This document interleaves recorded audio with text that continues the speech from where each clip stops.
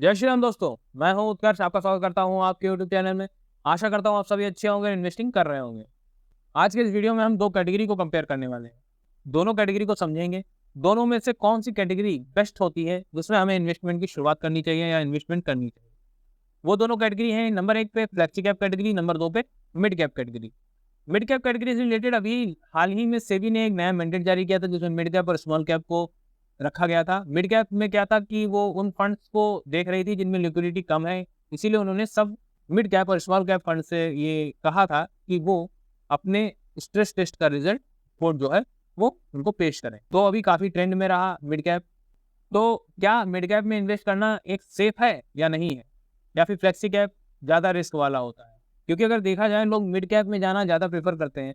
बहुत से लोग फ्लेक्सी कैप को जानते भी नहीं हैं। जो नए लोग हैं वो तीन ही कैटेगरी को लगभग जानते हैं, लेकिन बात मिड कैप की आ जाती है तो वो उसमें एक पैसा लगाने के लिए तत्पर रहते हैं और इन्वेस्टमेंट करते हैं। यही कारण है कि सेबी को भी इसमें एक एग्रेसिवली इन्वेस्टमेंट देखने को मिली, जिसके कारण उसकी चिंता बढ़ी और उसने ये मैंडेट जारी किया कि स्मॉल कैप फंड्स और मिड कैप फंड्स जो हैं वो अपनी रिपोर्ट पेश करेंगे सेबी के सामने।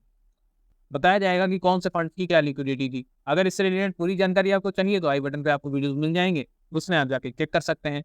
और साथ ही मैंने वो वीडियोस भी बनाए हैं जिसमें कौन से फंड ने क्या रिपोर्ट पेश करी है, किसकी कितनी लिक्विडिटी है। कहीं आप भी उन फंड्स में इन्वेस्टेड तो नहीं है जिनमें लिक्विडिटी कम है। आपको सारे वीडियोस आई बटन में मिल जाएंगे, जाके चेक कर सकते हैं। आज के इस वीडियो में सबसे पहले हम समझ लेते हैं कि फ्लेक्सी कैप और मिड कैप कैटेगरी होती क्या है।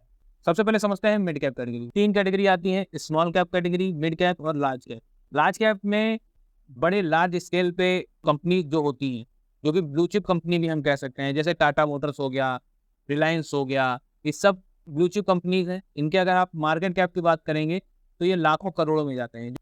तो अब जब बात आ जाती है इन तीनों कैटेगरी में हम इन्वेस्ट किसमें करें, अब किसमें आपको रिटर्न ज़्यादा मिल सकता है। आप यहाँ पे हम थोड़ा सा तार्किक ढंग से अगर हम बात करें तो अब 1 लाख करोड़ की कोई कंपनी है और आप उसका जो स्टॉक चल रहा है हम मान लेते हैं कि 100 रुपये में चल रहा है और उस कंपनी की जो मार्केट कैप है वो 1 लाख करोड़ की।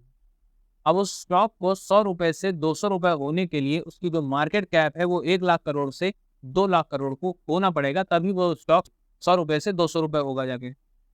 वहीं पे बात हम स्मॉल कैप की कर लेते हैं। एक स्टॉक है जो कि 500 रुपये में चल रहा है, स्मॉल कैप का स्टॉक है 500 रुपये में चल रहा है और उस कंपनी की जो मार्केट कैप है वो हमने मान लिया कि 2000 करोड़ की है। ठीक है, अब 2000 करोड़ की मार्केट कैप है, 500 रुपये में स्टॉक है। अब उस 500 को 1000 रुपये पहुंचने के लिए, यानी इस स्टॉक को पूरा डबल होने के लिए 2000 करोड़ को 4000 करोड़ बनना पड़ेगा और 500 रुपये का 1000 रुपये आपका बन जाएगा वो स्टॉक। वही जब हमने लार्ज कैप की बात की थी तो लार्ज कैप में क्या था कि लार्ज कैप में 1 लाख करोड़ की कंपनी को 2 लाख करोड़ का होना पड़ेगा, तब वो 200 का स्टॉक 400 जाएगा। लार्ज कैप में डबल होने में समय लगेगा क्योंकि 1 लाख करोड़ उसको बढ़ना है, 1 लाख करोड़ गुना वहाँ पे जाना है, 1 लाख करोड़ की मार्केट कैप को छूना है, उसको डबल करना है, उसमें समय लगेगा। स्मॉल कैप में सिर्फ 2000 करोड़ की बात है, तो 2000 करोड़ से 4000 करोड़ में अगर उसको तब्दील करना है तो सिर्फ 2000 करोड़ बढ़ना है, जो कि वो अच्छे मैनेजमेंट और अच्छे फंडामेंटल्स के साथ बढ़ सकता है फटाक से और आपका पैसा डबल हो सकता है। तो स्मॉल कैप और लार्ज कैप की सिचुएशन को आपने समझ लिया। अब बीच में हमारी आ जाती है मिड कैप, क्योंकि लार्ज कैप में समय लग जाएगा, रिस्क कम है, वो अलग बात है, लेकिन पैसा डबल बहुत कम हो पाता है। अगर होगा तो उसमें बहुत समय लग जाता है। और वहीं अगर हम स्मॉल कैप की बात कर लें, वहाँ पर रिस्क ज़्यादा हो जाता है, पैसा डबल हो जाएगा, इसकी भी कोई गारंटी नहीं होती है। अब बात आ जाती है मिड कैप की। मिड कैप को हम कहाँ पे रख रहे हैं, इतनी है 50,000 करोड़ की, जिसका स्टॉक चल रहा है 100 रुपये का, उसका स्टॉक चल रहा है, उसकी मार्केट कैप है 50,000 करोड़ की। अब 100 रुपये को 200 रुपये होने के लिए मार्केट कैप को कितना होना पड़ेगा, 1 लाख करोड़। 50,000 से 1 लाख करोड़ होने के लिए उसको 50,000 करोड़ बढ़ना पड़ेगा। वहीं पे जो हमने अभी आपको शॉर्ट में, हम आपको सिंपल में एक चीज़ और समझा देते हैं कि 1 लाख रुपए को 2 लाख होने के लिए 1 लाख रुपए बढ़ाना पड़ेगा, 50,000 को 1 लाख होने के लिए सिर्फ 50,000 बढ़ाना पड़ेगा। वहीं पे 5,000 को 10,000 होने के लिए सिर्फ 5,000 बढ़ाना पड़ेगा। तो इस तरीके से कौन सी चीज़ ज़्यादा बढ़ सकती है, 5,000 से 10,000, जो कि हमने स्मॉल कैप के एग्जाम्पल से समझा। फिर उसके बाद 1 लाख रुपए था जिसको 2 लाख करने के लिए हमें 1 लाख बढ़ाना पड़ेगा। लार्ज कैप का था, वहाँ पे कम रिस्क था, लेकिन वो बढ़ने में ही बहुत समय लेगा, कभी-कभी बढ़ेगा या फिर नहीं बढ़ेगा, तो उसको भी हमने हटा दिया। बचता है हमारे पास मिड कैप का, जो कि 50,000 का मान लीजिए रुपए थे और 50,000 को 1 लाख करने हैं, तो हमें सिर्फ 50,000 बढ़ाने हैं। तो लोग क्या कहते हैं कि चलिए मिड कैप में लगा देते हैं, इसमें ज़्यादा रिस्क भी नहीं है और बहुत टाइम भी लेने की ज़रूरत नहीं है, क्योंकि वो पैसा डबल हो सकता है। इस वजह से लोग मिड कैप में जाते हैं और मिड कैप में लगातार इसी वजह से एग्रेसिवली इन्वेस्टिंग देखी गई है। तो मिड कैप को यहाँ पे इस वजह से रख लिया जाता है।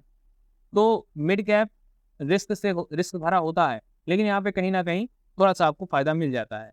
और जब ये स्ट्रेस टेस्ट की वजह से ये यहाँ पे एग्रेसिवली इन्वेस्टिंग जो देखी गई, जिसकी वजह से स्ट्रेस टेस्ट करवाया गया है, उससे थोड़ा सा यहाँ पे प्रॉब्लम हो सकती है उन लोगों को जो कि शॉर्ट टर्म इन्वेस्टर है। लॉन्ग टर्म वालों को उसमें भी नहीं होने वाली है।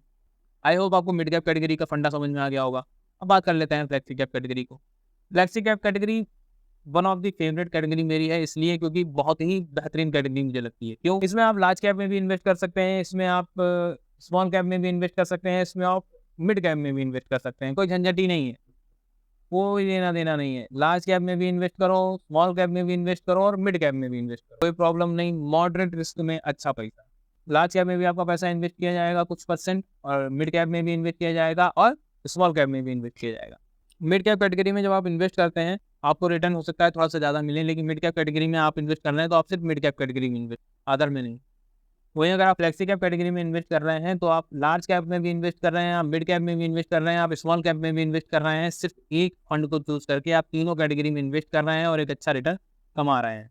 तो आप खुद मुझे बताएंगे कमेंट में कि आपको दोनों कैटेगरी में से अगर चूज करने के लिए कहा जाए तो आप कौन सी कैटेगरी चूज करेंगे। सिर्फ एक कैटेगरी में जिसमें आप इन्वेस्ट कर पाएंगे मिड कैप, या फिर जिसमें आप तीनों कैटेगरीज में इन्वेस्ट कर सकते हैं और एक डाइवर्सिफाइड पोर्टफोलियो कम रिस्क में अच्छे रिटर्न के साथ, तो आप उसमें जाना चाहेंगे।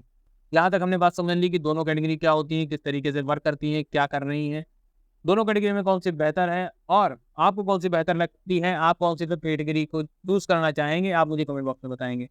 लास्ट में हम जान लेते हैं कि दोनों कैटेगरी में वो एक फंड्स कौन से हैं जो कि बेस्ट परफॉर्मिंग है दोनों कैटेगरी के।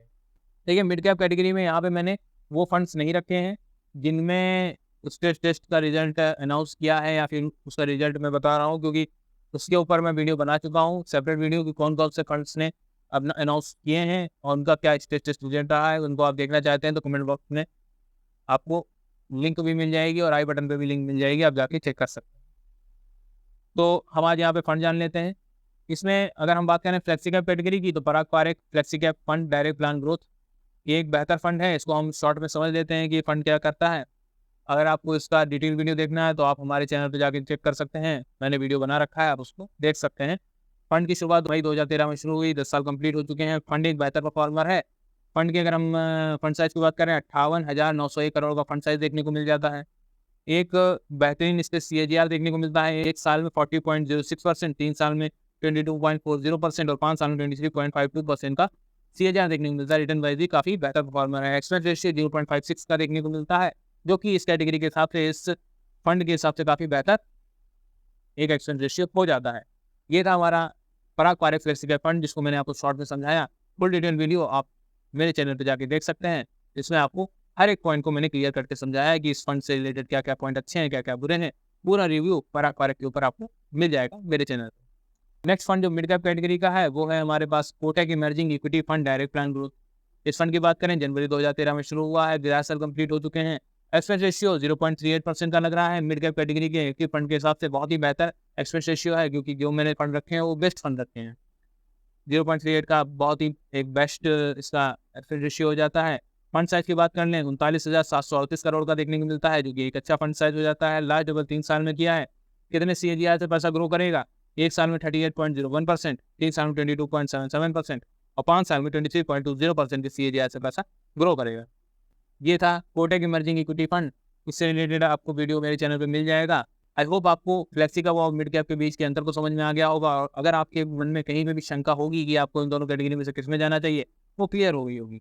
वीडियो पसंद आया है तो वीडियो को लाइक जरूर कर दीजिएगा, चैनल को सब्सक्राइब कर दीजिएगा। मिलते हैं नेक्स्ट वीडियो में। धन्यवाद।